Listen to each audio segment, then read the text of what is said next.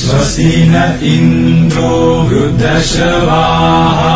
स्वस्ति नः पूषा विश्ववेदाः स्वस्ति नस्ताक्षर्यो अरिष्टनेमिः स्वस्ति नो बृहस्पतिर्दधातु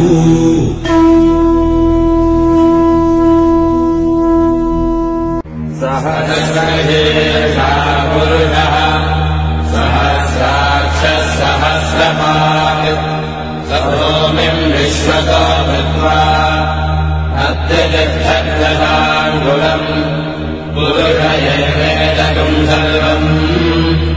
यद्भूतम् यच्च भूयम् उदातदत्तस्येषानः यदन्नेनादिलोहति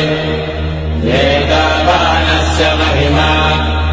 अतो ज्यायागश्च पुरुषः पालो